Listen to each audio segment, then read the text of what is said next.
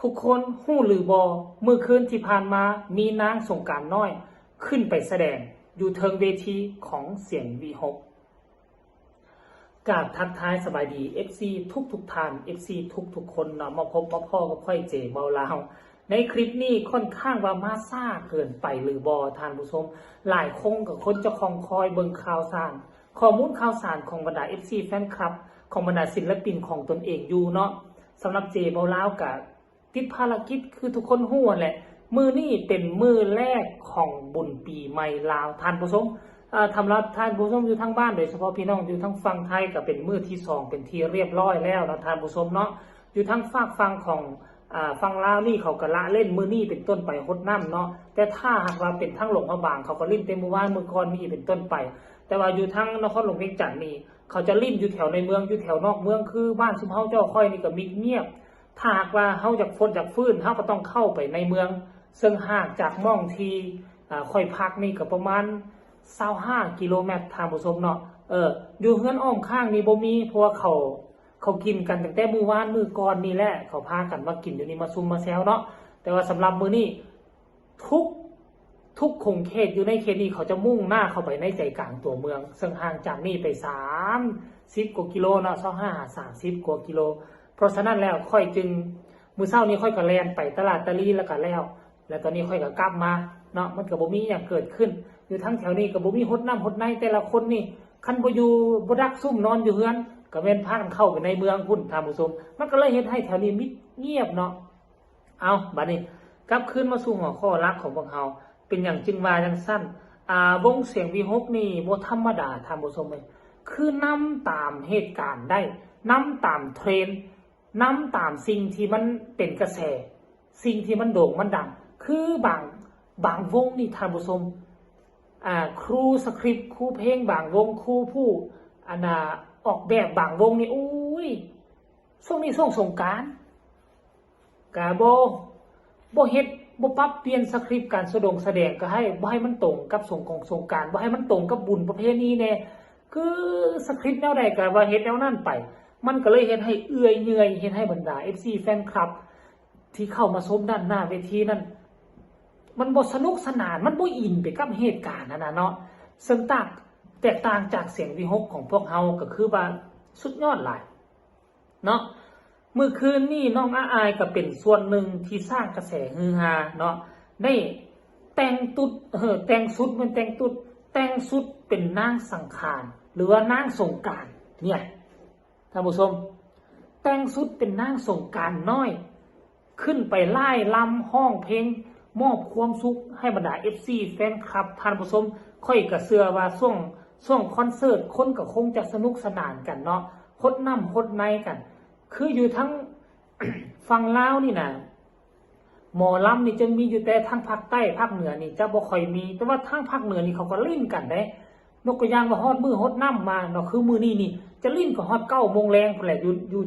เส้นใจกลางลักนี่ใช่มั้ยรถยนต์พาหนะมันบ่สามารถไปได้100%อยู่แล้วแหละท่านผู้ชมเนาะเพราะฉะนั้นแล้วมันก็แตกต่างกันแต่ว่าอยู่ทั้งประเทศไทยมีวงหมอลอกหมอลำคนก็สิไปจุ่มอยู่หน้าวงหมอลอกหมอลำอยู่ในหั่นมีสิ่งมึนหมอกมึนเมาก็น่าจะเป็นจัดเต็มและงานปีใหม่แบบนี้เราท่านผู้ชมแล้วเขาคงจะบ่ห้ามแหละอยากดื่มอีหยังก็ได้อยากกินอีหยังก็มีพร้อมทั้งมีเวทีใหญ่อยู่ทั้งด้านหน้าให้เฮาดิ้นให้เฮาสักให้เฮามวนให้เฮาซื่นมีทั้งโศกมีทั้งเศร้ามีทั้งสนุกมีทั้งซ่ามีทั้งไวคือวงหมอลำนี่มันเมากันมาหมดท่านผู้ชมพวกเจ้าคิดเอาเบิ่งแม่คันถ้าหากว่าพวกเจ้าไปวงสตริงเนาะไปเวทีของวัยรุ่นเวทีของวงสตริงพวกเจ้าจะได้หับเพลงที่2รสชาติ1เพลงซ่า2เพลงไวแต่ถ้าพวกเจ้ามาในวงหมอลำคือพวกเจ้าได้หมดทุกสิ่งทุกอย่างอยู่ในโลกนี้ที่เป็นฝ่ายของดนตรีมีทั้งลำมีทั้งคับมีทั้งลำมีทั้งเพลงซ่ามีทั้งเพลงไวมีทั้งตลกมันหาใส่ได้ซื้อบัตรจองตัวเพียงแต่100 ป่าย200แล้วพวกเจ้าได้หลากหลายรสชาติพวกเจ้าสิเลือกเอาอย่างนี่แหละอันนี้คือความได้เปรียบของวงการหมอลำท่านผู้ชมเพราะฉะนั้นแล้วช่วงสงกรานต์น้องอายก็แต่งตัวเป็นนางสงกรานต์ ใส่ชุดนี้หน้าตาสะสวยอันนี้เนาะอยู่ในเพจของผู้ใดเนาะอันนี้เนาะเพิ่นออกมาว่าเนาะอีลาน้อยอายในชุดสีแดงสวยงามว่าซั่นเด้ต้อนรับสงกรานต์คนตาหักใส่อีหยังกะงามอีหลีว่าซั่นเด้เครดิตตุตูประกายดาวโอ้ยงามอีหลีหรอค่อยยอมรับว่างามอันละผู้ทั้งข้างนี่ผู้ใดผู้ทั้งข้างนี่ก็คือน้องรันบอกน้องอีหยังก็ที่เป็นลูกเป็นหลานของนกพงศกรนั่นบ่เราซื้ออย่างลืมซื้อแล้วอันนี้ก็เบิ่งเอื้อยไว้เดี๋ยวโตเดี๋ยวใหญ่ซ้ำเอื้อยก็จะได้เห็นแบบเอื้อยนี่แหละท่านผู้ชมเนาะโอ้แล้วมางามแท้งามว่ะเด็กอีหยัง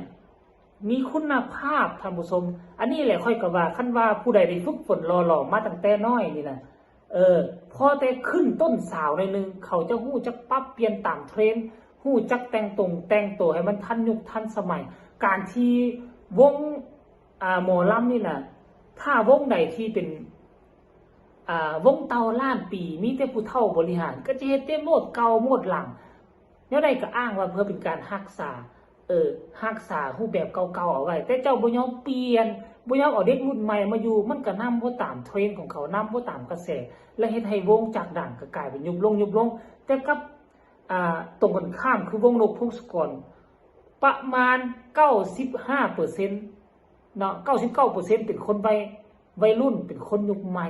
เพราะนั้นรูปแบบการบริหารมันก็ค่อนข้างว่าติดอกติดใจถึกอกถึกใจของบรรดา FC แฟนคลับยุคนี้แน่บ่ว่าจะเฮ็ดหยังก็ตามถึงว่าวงอาจจะเทียบใส่ผู้อื่นก่อนกำลังอาจจะน้อยทุนอาจจะน้อยแต่อย่าลืมว่าคุณภาพคือขับแก้วโดยเฉพาะคือตัวน้องอายน้องเปลี่ยนลูกใดก็กลายเป็นกระแสกลายเป็นสิ่งที่ฮือฮาบ่ว่าจะในวงการบ่ว่าจะนอกวงการเพราะฉะนั้นแล้วท่านผู้ชมมื้อแลงนี่บ่ฮู้ว่ามีการแสดงอยู่ไสบ่ถ้ามีก็จะสุพลาดเด้อ2-3 คืนนี่น่ะไปให้มันได้เนาะดีกว่าพวกเจ้าจะซื้อบัตรจองตั๋วราคาแพง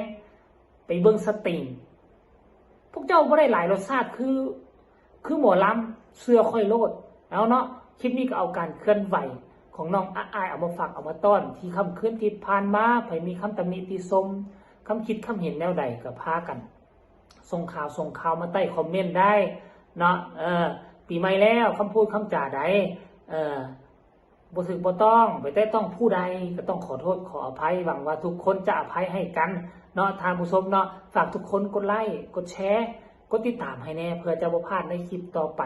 ที่สำคัญอย่ากดข้ามโฆษณาเนาะพบกันใหม่ในคลิปหน้าสำหรับคลิปนี้ขอกล่าวคำว่าสบายดี